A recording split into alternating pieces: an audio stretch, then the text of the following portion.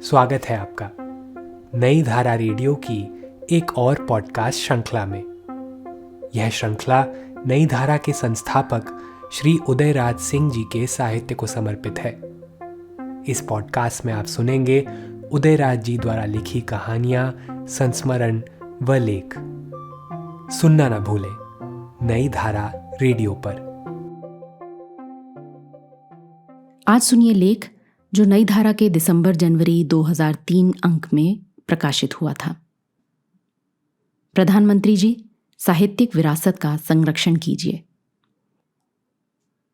किसी भी देश की सरकार का यह परम दायित्व होना चाहिए कि वो अपने देश की कला, संस्कृति तथा साहित्य को सुरक्षित एवं संरक्षित रखने के समुचित उपाय करे, ताकि वहां की आने वाली पीढ़ियां अपनी विरासत के गौरव से अपने को जोड़ सकें।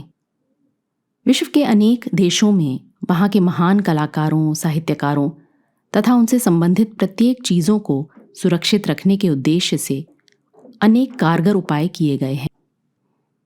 मुझे भी अमेरिका, कोरिया सहित अनेक यूरोपीय मुल्कों में जाने का अनेक बार अवसर मिला है। जब जब भी मैं उन देशों में गया हूँ, वहाँ की साहित्यिक सांस्कृतिक विरासत के मनोहारी स्मारकों को देखकर विस्मित कर देने वाले अनुभव किए हैं। सोवियत देशों में भी कलाकारों, साहित्यकारों के प्रति वहाँ की सरकार में सम्मान है। जिन लोगों को भी भारत सोवियत मैत्री के आधार पर सांस्कृतिक आदान प्रदान के तहत उन देशों में घूमने का अवसर मिला है, वो बताते हैं कि वहाँ की सरकार ने अपने महान साहित्यकारों तथा उनसे जुड़ी स्मृतियों को संरक्षित रखने के उद्देश्य से अनेक चित्ताकर्षक उपाय किए हैं। अपने देश में भी कला संस्कृति से जुड़ी स्मृतियों को संरक्षित रखने के अनेक उपाय किए गए हैं, लेकिन मुझे मालूम नहीं कि हमारे महान कलाकारों, साहित्यकारों तथा उनसे जुड़ी स्मृतियों को सुरक्षित रखने के लिए भी केंद्रीय स्तर पर कोई नीति बनी है या नहीं। सूर, तुलसी, कबीर, मीरा, नानक आदि संत कवियों की स्मृतियों को तो उनके भक्तों ने संरक्षित किया है, किंतु उनके बाद के साहित्यकारों की स्मृतियों को सुरक्षित रखे जाने की व्यापक कोशिशों की कोई खबर नहीं है। आज की पीढ़ी का कला प्रेमी या साहित्य प्रेमी यदि विद्यापति, खुसरो, जयसी, रहीम, बिहारी, भारतेंदु, प्रेमचंद आदि के जीवन से जुड़ी स्मृतियों से अपने सरोकार जोड़ने के निमित्त यदि कोई रुचि व्यक्त करता है तो उसे निराशा ही हाथ लगेगी।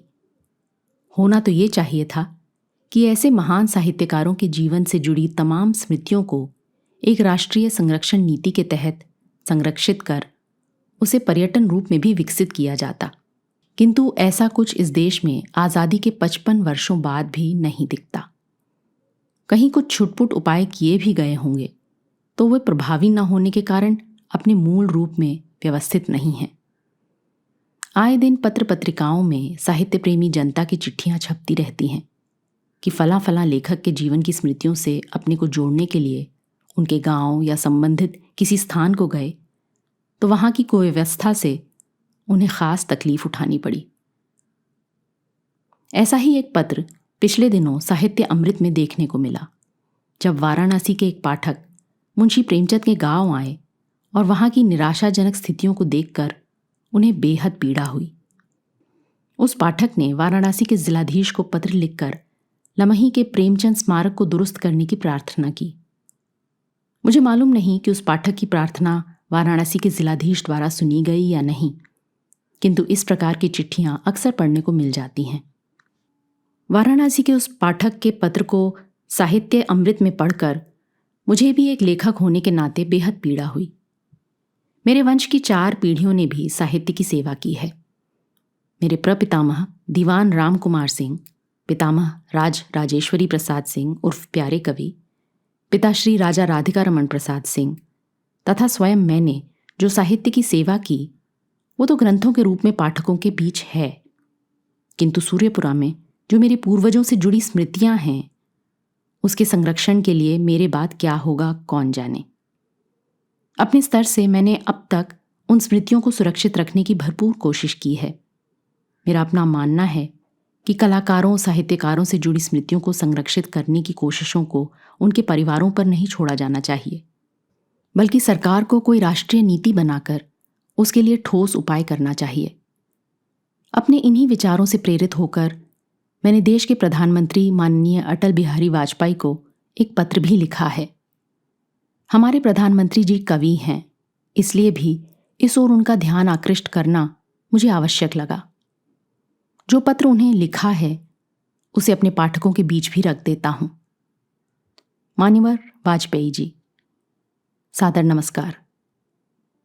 पंडित विद्यानिवास मिश्र द्वारा संपादित साहित्यिक पत्रिका साहित्य अमृत के जून 2002 के अंक में मुझे रवि कुमार तेवतिया द्वारा बनारस के जिलाधिकारी को लिखा पत्र की फोटोकॉपी साथ संलग्न कर रहा हूं, देखने को मिला, जिसमें कथा सम्राट मुंशी प्रेमचंद के गांव लमही, जिला बनारस स्थित उनके निवास स्थान की जर्जर अवस्था का करुण चित्रण करते हुए उसके उचित संरक्षण की अपेक्षा व्यक्त की गई है।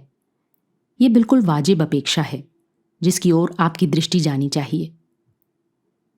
इस देश के प्रथम प्रधानमंत्री पंडित नेहरू के बाद आप दूसरे ऐसे प्रधानमंत्री हैं जिनका मन प्राण राजनीति के बाद साहित्य में ही रचता बसता है। आपकी रचनाधर्मिता एवं संवेदनशीलता से इस देश के सभी नागरिक सुपरिचित हैं। ऐसे में देशवासियों की आपसे सहज अपेक्षा होगी कि हमारे महान साहित्यकारों, कलाकारों सहित सभी महापुरुषों से जुड़ी स्मृतियों तथा उनसे संबंधित सभी प्रकार की धरोहर की सुरक्षा एवं संरक्षा के लिए व्यापक राष्ट्रनीति बनाकर उनका सम्मान किया जाए।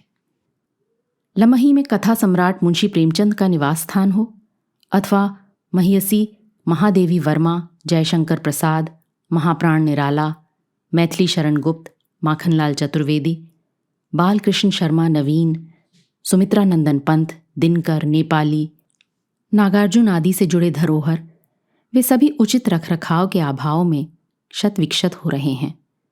सूर्यपुरा स्थित शैली सम्राट राजा राधिका रमन प्रसाद सिंह का राजप्रसाद भी खंडहर में बदलता जा रहा है। मैं जब तक हूं उसकी सुरक्षा का इंतजाम कर रहा हूं। मेरे बाद पता नहीं सूर्यपुरा के उस साहित्यिक तीर्थ का क्या होगा। ये सभी साहित्यकार तो मेरे पूर्ववर्ती पीढ़ी के हैं। अब उनके पूर्व बाबू भारतेंदु जी के समय के साहित्यकार अथवा उनसे भी पहले के साहित्यकारों से जुड़े धरोहर अपनी किन दुर्दशा को जी रहे हैं, उनकी खोज खबर भी ली जानी चाहिए। परंपरा की पहचान से ही भविष्य की आशाएं संवरती हैं। मैंने सुना है कि जीरादेई में हमारे प्रथम राष्ट्रपति राजेंद्र बाबू का मकान भी ध्वस्त हो रहा है। यहाँ पटना में राजेंद्र बाबू जिस टी.के. घोष अकादमी में पढ़ते थे वो बिल्कुल जर्जर हो चुकी है। जिस सदाकत आश्रम में वो अपने अंतिम दिनों में रहे थे वो भी आज अपनी दुर्दिन पर 8 आंसू बहा रहा है। इसी प्रकार हमारे दूसरे महापुरुषों से जुड़े धरोहर आज किस अवस्था में हैं, उसकी खबर भी ली जानी चाहिए। अपने महान साहित्यकारों, कलाकारों एवं महापुरुषों की तमाम स्मृतियों को सुरक्षित एवं संरक्षित रखने के लिए एक व्यापक राष्ट्रीय नीति के तहत प्रबंधन होना चाहिए। केवल साहित्यकारों के परिवार एवं समाज के भरोसे ही उनकी स्मृतियों के संरक्षण को नहीं छोड़ा जाना चाहिए। मुझे विश्वास है कि इस ओर आपका ध्यान आकृष्ट होगा और आप संबंधित मंत्रालय को समुचित प्रबंधन करने के लिए उचित दिशा निर्देश देने की कृपा करेंगे। सधन्यवाद। भवदीय उदयराज सिंह, दिनांक 8 नवंबर 2002। इस पॉडकास्ट को सुनने के लिए आपका धन्यवाद। हम आशा करते हैं कि हमारी यह प्रस्तुति आपको ज़रूर पसंद आई होगी। अन्य पॉडकास्ट्स, वीडियो इंटरव्यूज़ आदि के लिए नई धारा को सभी सोशल मीडिया प्लेटफॉर्म्स पर फॉलो करें। जल्द ही आपसे फिर मुलाकात होगी। धन्यवाद।